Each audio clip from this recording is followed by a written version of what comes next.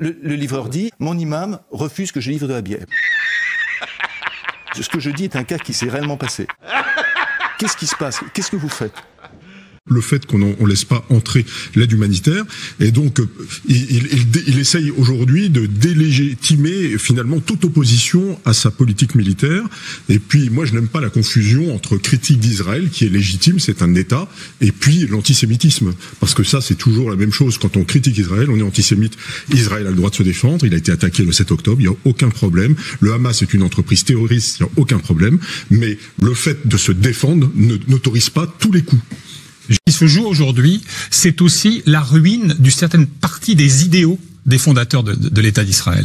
Si vous voulez, très longtemps, il y a une tétanie en Occident liée au fait que, par exemple, vous avez ce discours qu'on a tous entendu, Israël, îlot de démocratie dans un océan de barbarie. Bien. Bon, apparemment, la barbarie est contagieuse. Deuxième inhibition, il faut le dire. Vous savez très bien qu'une des raisons pour lesquelles il y a d'énormes précautions rhétoriques, par exemple en Allemagne, c'est évidemment le souvenir écrasant de la Shoah. Et toujours cette sorte de piège dans lequel on essaye de nous faire tomber en permanence, dès lors qu'on émet une critique sur l'État d'Israël, ou ceux qui confisquent l'État d'Israël aujourd'hui, eh bien, on est forcément un antisémite masqué ou honteux. Bon. Et puis, troisième élément, il y a l'élément quand même Donald Trump. Même si on y reviendra sans doute, il y a, semble-t-il, des divergences, au moins tactiques vis-à-vis de l'Iran, même vis-à-vis de ce qui se joue là-bas. Le fait d'avoir émis des idées aussi délirantes que la Riviera de Gaza et, pourquoi pas, la déportation d'1 million de Gazaouis vers la Libye, au fond, il est allé bien au-delà des idées les plus folles de l'extrême droite israélienne depuis des décennies. Donc, vous combinez tous les facteurs dans cette équation et vous avez, hélas, la réponse à la question. D'ajouter. Sur le fond, ce qu'il dit, est-ce qu'il n'a pas tort de dire qu'un déchaînement, un tel déchaînement de violence à Gaza, ça génère en retour de la violence? C'est terrible de dire ça. C'est terrible. Non, c'est terrible. C'est terrible, mais est-ce que c'est pas ce qui se passe? Non, parce que c'est terrible, parce que ça légitime les choses. Ce qui se passe à Gaza ne peut en aucun cas, sous aucune exception, légitimer. Non, mais c'est pas légitimer. Oui, mais encore une fois, il y a cette petite musique. Il y a cette petite musique dans les propos d'Éric Coquerel ou dans les propos de l'extrême gauche en général ou de certaines parties de la classe politique en France et dans le monde, pas uniquement en France. Quelle classe politique? En France aussi. Je parle de LFI. Mais alors justement, est-ce que vous ciblez uniquement LFI? Parce que j'aimerais qu'on écoute ensemble le chef de la diplomatie israélienne qui dit que certains pays européens, dont la France, seraient responsables d'une incitation à la haine d'Israël. Et là, il parle pas spécifiquement de la France insoumise. Les Israéliens, ils se font en Israël. Donc il est toujours difficile de voir cette stigmatisation d'une démocratie. Donc on peut pas critiquer la politique de Benjamin Netanyahou. Bien sûr qu'on peut je l'ai dit tout à l'heure. On peut la critiquer. Alors en même temps, vous dites on peut pas dire que ce que fait une démocratie, c'est pas bien. Comme on peut critiquer toute démocratie dans le monde. En se rappelant toujours une chose qu'on oublie, qu'on n'a pas dit depuis le début de cet échange, c'est que cette guerre a commencé le 7 octobre par le pogrom du Hamas. Absolument.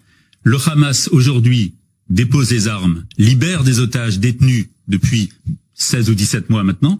La guerre s'arrête demain.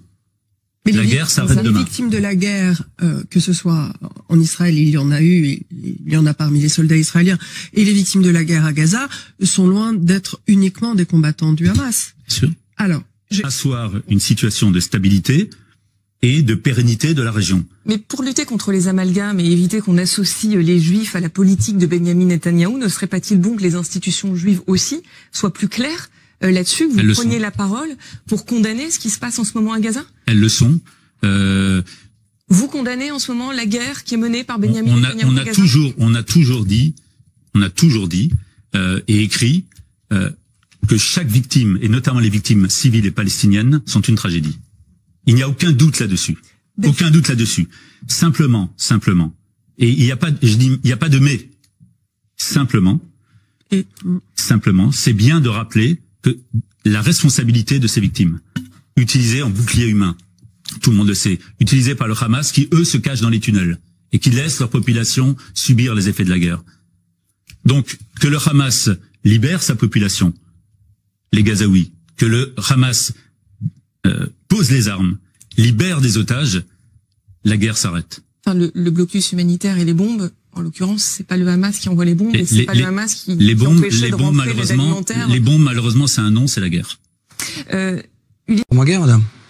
Nous sommes en guerre avec Gaza. Nous sommes en guerre avec le Hamas à Gaza. Il faut comprendre, c'est une guerre que nous n'avons pas choisie. C'est une guerre. Nous avons été attaqués, comme vous en avez parlé plus tôt. Nous avons été attaqués le 7 octobre et nous avons dû répondre.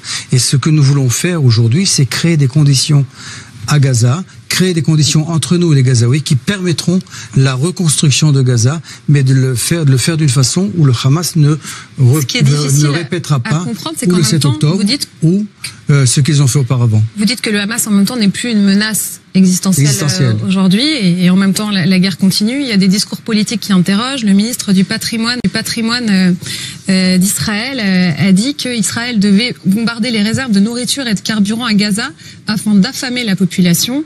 Les civils ont donné au Hamas de quoi gonfler ses voiles. Si la population de Gaza souffre, le Hamas souffrira. Il n'y a aucun problème à bombarder leurs réserves de nourriture et de carburant. Ils devraient mourir de faim. Quand on entend ça... C'est un ministre qui n'a aucune importance et aucun rôle dans la prise de décision dans le domaine de la défense et dans le domaine de la sécurité en Israël. Vous êtes choqué par ce qu'il dit? Personnellement, bien sûr.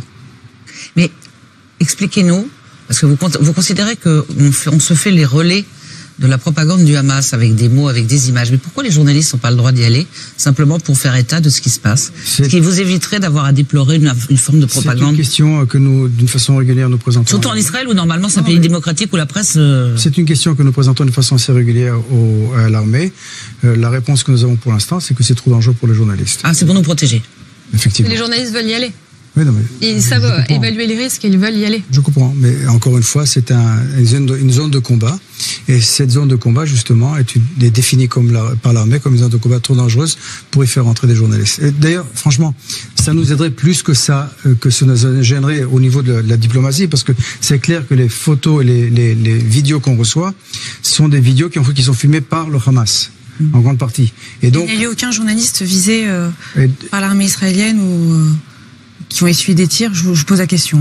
Non, non, journalistes qui ne font pas partie du Hamas, non.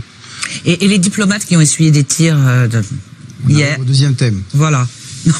Juste, c'est pour essayer de comprendre. Mais il faut qu'on explique, Nathalie, parce que tout le monde n'a pas suivi ce qui... De façon presque automatique, et cela, vous pouvez être franc, Nathalie vient de faire son édito, on a entendu Éric Coquerel et vous réagissez à ses propos. Je pourrais dire que M. Coquerel utilise des mots qui sont inacceptables, des termes qui sont inacceptables, il suit la propagande du Hamas.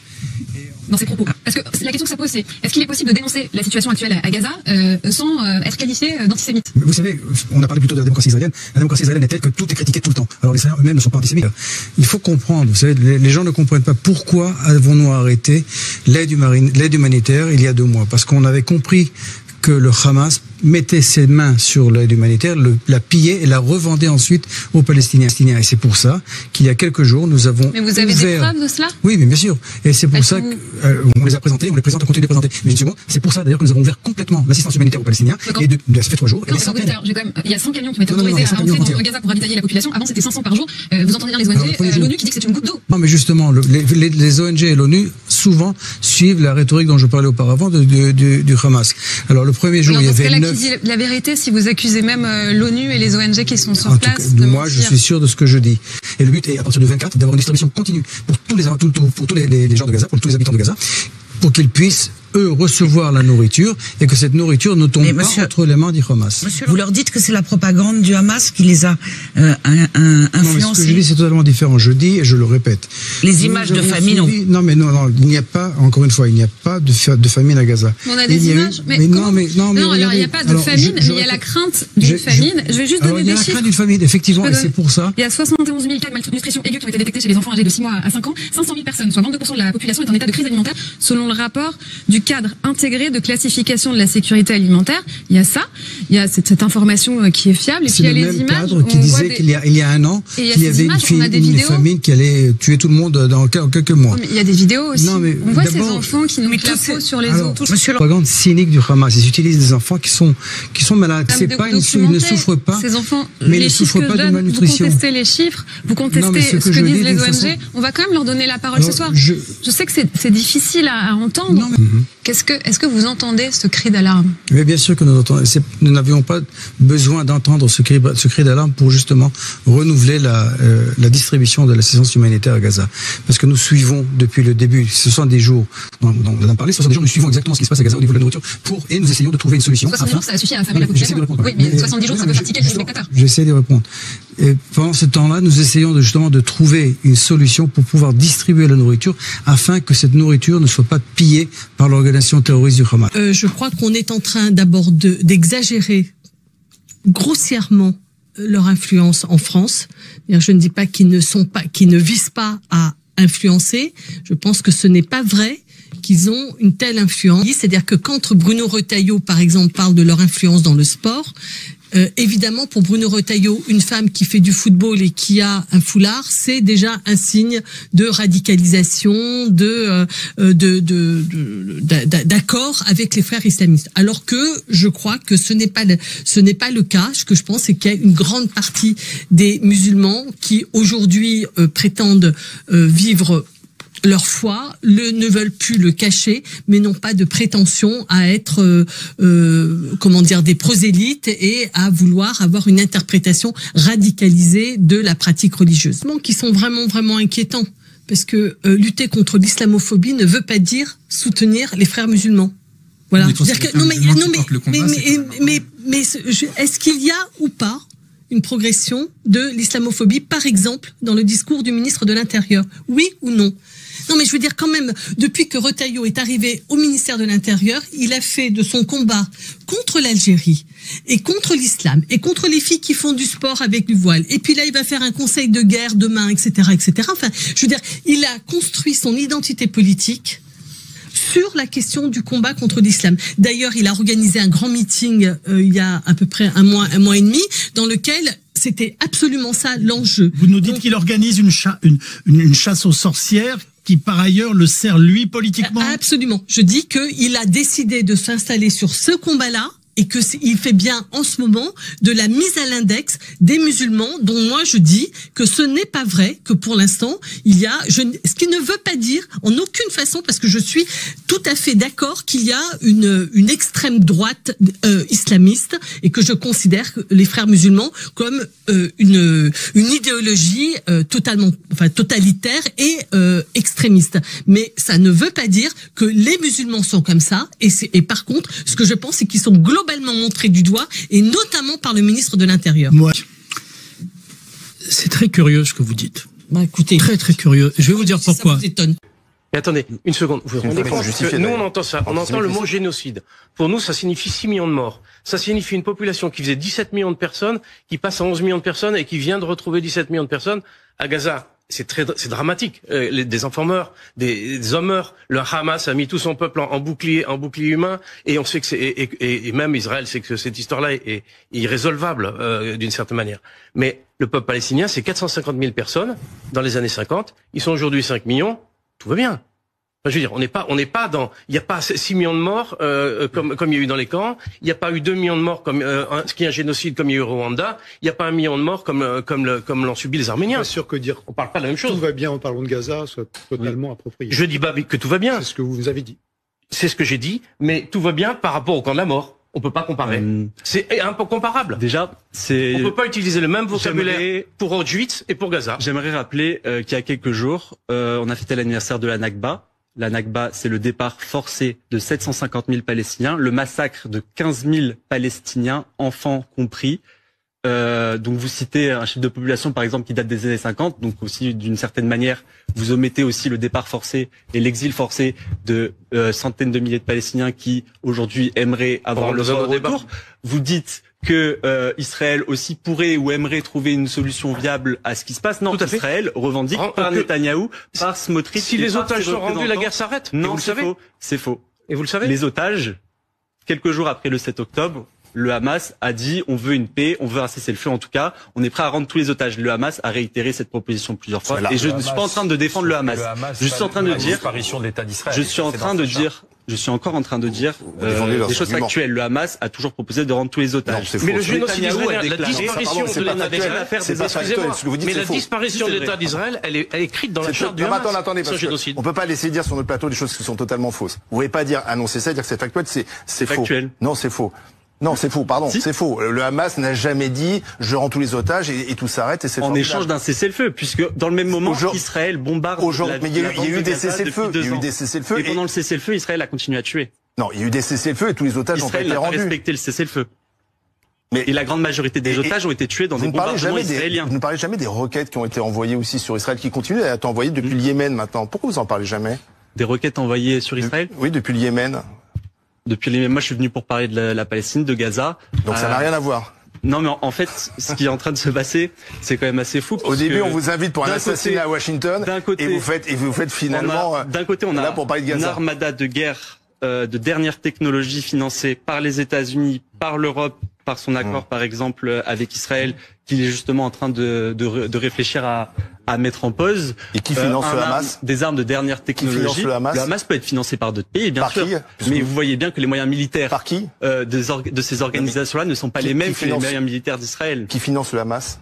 Le Hamas est financé en partie par l'Iran et financé par d'autres pays, mais là n'est pas la question. Nous finançons. La question est que faisons-nous en France? Comment nous mobiliser pour que cela cesse, pour que des centaines de milliers de personnes arrêent de mourir? Ça passe tout le monde souhaite la fin de la guerre, ça c'est évident. Par l'arrêt des ventes d'armes, ça passe par la fin de l'accord UE-Israël, ça passe par des sanctions économiques, des sanctions militaires. Israël et contre le Hamas, qu'est-ce que vous faites? Pouvoir se financer pour. Alors, est-ce que c'est le Hamas qui a déclenché cette guerre? Non. C'est pas le Hamas qui a déclenché la guerre, le 7 octobre? Alors le 7 octobre, moi je condamne tous les crimes contre l'humanité. Non mais est-ce que c'est le Hamas qui a déclenché la guerre le 7 octobre? Je condamne tous les crimes contre l'humanité qui ont été commis. Mais vous répondez jamais à la question. Est-ce que c'est le Hamas qui a déclenché la guerre le 7 octobre? Essentiellement, j'ai vu M. Bayrou qui faisait la même déclaration. Non, mais parlez pas de François Bayrou. Non, mais vous pouvez me répondre oui ou non. Est-ce que c'est le Hamas? J'ai bien le droit de contextualiser vos questions oui ou non, elles ne sont pas possibles. Est-ce que le Hamas a déclenché la guerre le 7 octobre? Elle est simple, ma question. Alors, ma réponse sera toujours, on essaye de répondre oui, non. Là, ce n'est pas le sujet. Ah bon? Là, avec ce qui se passe depuis plus d'un an, on essaye justement de d'essentialiser tout ce qui se passe depuis plus d'un an et demi avec le génocide aux attentats du 7 octobre. Ce qui se passe aujourd'hui découle d'un processus. D'accord, mais est-ce que le 7 octobre, la guerre a été déclenchée par le Hamas? La guerre n'a pas été déclenchée par le Hamas. Le 7 octobre fait partie d'un accélérateur qui a permis aussi à Israël de justifier le génocide. C'est quelque chose. Vous vous rendez compte que vous êtes en train d'importer en France une espèce de logique complètement folle qui conduit à l'assassinat de juifs ici? Est-ce que vous en rendez compte? Vous avez déjà été, est-ce que vous avez déjà été dans les territoires? Non. Moi, j'y étais. J'ai essayé de faire avec mon ami, avec un de mes amis, du financement, en fait, des territoires, de faire la paix là-bas. J'étais à Ramallah, j'étais à Hébron, j'étais côté arabe et comme voilà.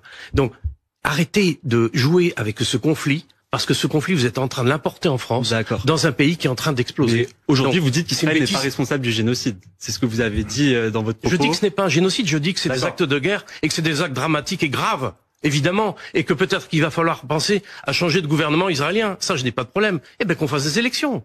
Thierry Arnaud. Ce qui est terrible, c'est que recrute des militants férocement bien formés pour gagner des places politiques en vue d'un gouvernement théocratique. Et les frères musulmans dont je vous parle, ils sont pas tous dans la précarité, ils sont professeurs de fac, ils sont au CNRS, ils sont vice-présidents d'université et ils sont députés parfois. Donc, croyez-moi, ils sont pas tous à plaindre. Alors, et justement, et ce qui me permet de prolonger ma question, est-ce que du coup, la proposition de Gabriel Attal d'interdire le voile chez les moins de 15 ans, est-ce que ce genre de proposition peut participer à la stigmatisation des musulmans et à faire monter d'une certaine façon la propagande des deux remarques. D'abord, il faut que les politiciens arrêtent de faire de la politique de cette façon. C'est-à-dire qu'il y a encore quelques mois, Gabriel Attal formait des Front républicain, critiquait toutes les propositions du RN sur ce genre de propositions chez le RN et en faisait une vraie croisade politique. Bon, et maintenant, il est presque, cette mesure, elle est presque extrême par rapport aux propositions du RN. Donc il se met dans la roue de l'extrême droite, comme le dit la gauche. Mais moi, il est même devant. Voilà, moi, j'emploie pas le mot. Ce mot extrême droite, c'est un mot valise, mais simplement, il fait ce qu'il combattait il y a encore quelques mois. Donc, c'est c'est une proposition complètement, enfin, je trouve complètement démente. Voilà. Et deuxièmement, effectivement, ça ne peut que renforcer l'influence des frères musulmans et de tous ceux qui cherchent à rendre la communauté musulmane totalement à la mettre dans une situation d'opposition totale au reste de la société. Donc ça ne fait qu'attiser les radicalisations, les radicalités. C'est totalement contre-productif. En plus, c'est totalement infaisable. Non, mais vous vous rendez compte du ridicule dans lequel on est. Vous êtes en train de patauger pour expliquer une proposition de loi qui n'a ni queue ni tête. Et heureusement, il y a encore quelques voix dans la Macronie, contrairement à ce qu'on dit, qui ont un peu de raison. Je cite la sénatrice centriste, Nathalie Goulet, qui s'est élevée contre cette proposition de loi en disant mais qu'est-ce qu'on va faire? On va aller contrôler les jeunes filles dans la rue pour savoir est-ce qu'elles sont contraintes ou pas contraintes, quel âge elles ont. Vous allez faire quoi ensuite? Vous allez Monsieur Lefebvre, Monsieur Lefebvre, arrêtez de couper les gens. Soyez calme. Écoutez des arguments. Oui, mais les débats, c'est s'écouter. Quelles sont vos propositions, Monsieur Putman? C'est important. Par exemple, vous voyez, la manière dont c'est présenté, c'est comme si on voulait préserver la jeunesse. C'est quoi le budget en moins pour l'éducation nationale, Monsieur Lefebvre? Ah bah si, ça. Allez, il va jusqu'au bout. Sa proposition. 95 millions d'euros en moins pour le budget de la jeunesse, 65 millions d'euros en moins pour la vie associative, 0 € pour la protection de l'enfance. Vous voyez, donc si vous voulez vraiment lutter contre le fait que des enfants seraient soi-disant contraints par leurs parents, eh bien, mettez des moyens publics, mettez des services publics. Ce que vous avez fait depuis 2017, c'est tout le contraire. Donc, vous êtes un hypocrite et vous vous servez avec votre camp des musulmans pour régler vos problèmes de conflit interne et c'est particulièrement, désolé de le dire, mais particulièrement dégueulasse. Et finalement, et regardez le ridicule. Vous avez Monsieur Odoul qui vous court après tellement vous êtes à l'extrême droite désormais. Oui. Je voudrais comprendre le fond de votre שאתם לא יודעים כמה אני רואה אתכם חלשים. אתם אנשים חלשים. חלשים מאוד מאוד מאוד. אחרי שנה וחצי על מלחמה שהרגתם בה 19,000 ילדים, 53,000 תושבים, הרסתם את כל האוניברסיטאות, את כל בתי החולים, ואתם, אין ניצחון פוליטי, אתם מרגישים שאין ניצחון פוליטי, לכן משתגעים. למה אתם משתגעים? למה אתם חלשים? למה אתם עצובים? למה אתם לא שמחים? למה? בגלל שאין הישג פוליטי, רק בתי חולים, רק אוניברסיטאות, רק מלחמה נגד אזרחים, רק מלחמה נגד להוריד אותו מהדוכן. זה מה שאתם עושים. להוריד את חבר הכנסת עודה מהדוכן. J'ai une question à vous poser directe parce que il y en a certains qui ont avancé cette explication, une explication religieuse. Ouais, alors il y a des fantasmes, ça part dans tous les sens sur les réseaux sociaux. Moi j'ai des collègues qui limite qui le côtoient, qui savent même pas qui c'est et qui partent déjà dans des. Mais c'est sûr que c'est ceci, c'est bon l'actualité fait que c'est un musulman, c'est un radicalisé, l'Afghanistan, ça parle de l'Iran. Ça n'a rien à voir avec la religion. Cette personne-là, si je peux vous le dire, c'est je vais utiliser un mot un peu, c'est limite un chrétien. Déjà c'est bon, il est français déjà, première chose, il est français.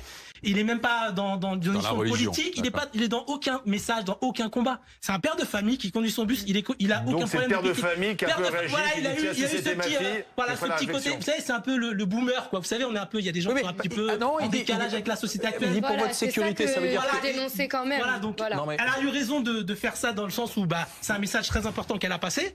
Mais à côté de ça, faut pas en faire toute une histoire où là, on est en train de partir dans des dimensions est-ce que néanmoins, qui sont extravagantes. Dans les gens qui vous disent la vérité ne sont pas vos ennemis. Ça, c'est la première chose. Il y a des gens, à un moment donné, qui se lèvent. J'entends M. Antonelli qui dit que il devrait être condamné pour haute trahison, mais lui, il devrait être traduit devant la Cour pénale internationale pour soutien à un génocide. Déjà, ça, c'est la première chose pour vous, M. Antonelli. Et toi, tu devrais être condamné pour quoi?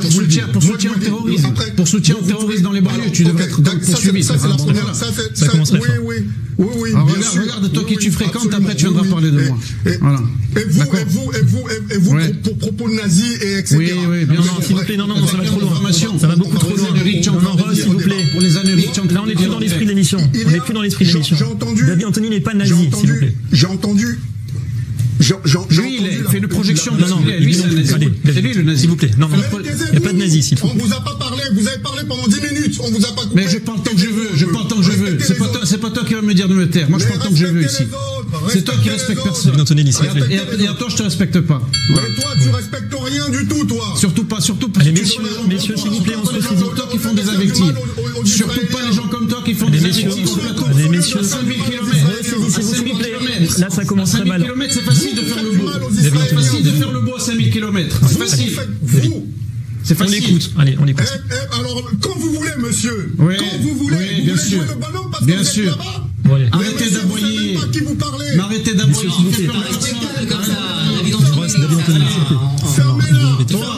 Toi, ferme-la. Allez, Rost, on vous laisse développer. S'il vous plaît, messieurs, sur le débat, sur le fond du problème, pas les invectives personnelles. Vous voulez jouer la racaille, vous voulez jouer la racaille avec qui? C'est toi le représentant des racailles, c'est marqué là. Coupez le micro. David Antonelli. Allez, David Antonelli, s'il vous plaît.